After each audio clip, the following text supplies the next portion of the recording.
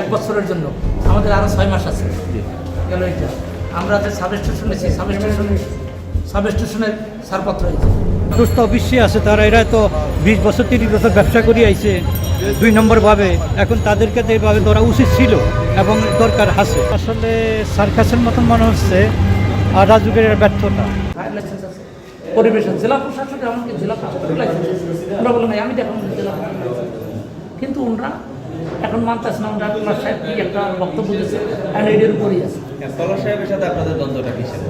পলাশ সাহেবের সাথে আমাদের যে আছে, মানে পলাশ সাহেব হয়তো জানি যে আপনাদের যে দীপু ভূঁইয়ার সাথে পলাশ সাহেবের সাথে একটা দ্বন্দ্বর মতো একটা কথা আমরা শুনতে না, পাচ্ছি। দ্বন্দ্ব ওইরকম উনি নিজে ভাইরাল হওয়ার জন্য এটা করছে, কারণ দ্বন্দ্ব তো নেই। আমরা তাকে ওনার টাকা তো আমরা পেমেন্ট করে দিচ্ছি, ওনার সাথে দ্বন্দ্ব নেই। এখন উনি তো নিজে ভাইরাল করার জন্য এতদিন উনি, কারণ ওনার আগে অফিস ছিল, স্টাফ ছিল প্রায় 1 থেকে 200, এখন যাই দেখুন অন্তত 50 জন। আস্তে আস্তে ওনার অফিস সংকুচিতই যাচ্ছে, ওনার কাজ কমছে, কারণ ওনার নেগলিজেন্সি আছে। এখন উনি এইটার ভাইরাল হওয়ার জন্য আবার উনি এইটা করছে। ওনার প্রত্যেকটা জায়গায় ওনার সাইন আছে, উনি অস্বীকার করে, কিন্তু আমি দেখাই জন্য ওনার প্রত্যেকটা জায়গায় সাইন। আমরা এটা তো প্রতিকার করতে পারবো না। কাছে কি পেপারসগুলো আছে আমাদের একটু দেখাইতে পারবেন? একটু পেপারগুলো আমাদেরকে দেখাবেন। আমার নাম engineer Shahidul Islam Habib, manager logistic. আচ্ছা, আমরা একটা বিষয় জানতে চাচ্ছিলাম, এই যে গাউসিয়া বিপ্লব আছে, এরকম বিল্ডিং কয়েকটা আছে ঢাকা শহরে, কতগুলো আছে? কাউসিয়ার বিল্ডিং আছে প্রায় ধরেন 50-60টার মতো।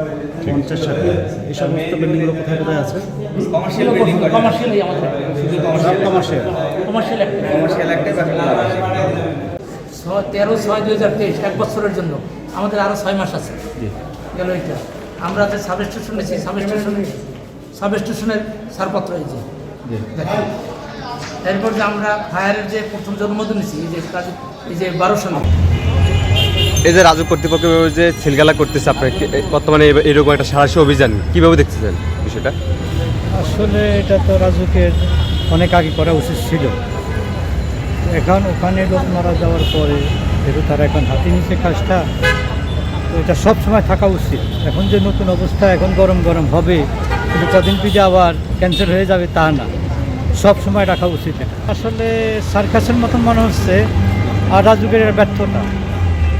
তাদের এটা সব সময় দেখা উচিত যে সব সময় প্রচলিত রাখা দরকার।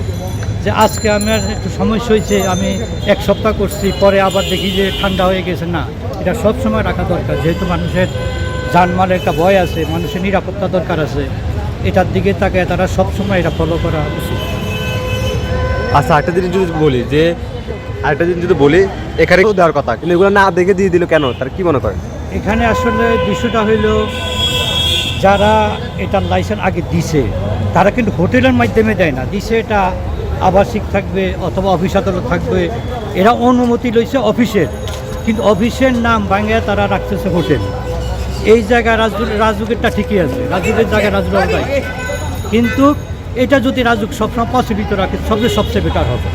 না বলতেছি, এখানে যারা রেস্টুরেন্টের বিশেষ করে মালিক যারা আছে, ওনারা তাদের এই রেস্টুরেন্টগুলোর কিন্তু লাইসেন্স বা ট্রেড লাইসেন্স যা আছে সকল ধরনের কাগজপত্র ঠিক আছে।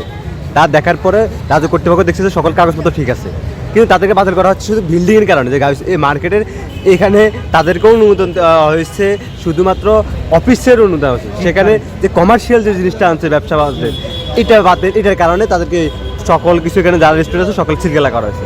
তো ওদের দোষটা কি? ওদেরটা কেন পড়লো? দোষ তো অবশ্যই আছে, তারা এরা তো 20 বছর 30 বছর ব্যবসা করে আইছে 2 নম্বর ভাবে।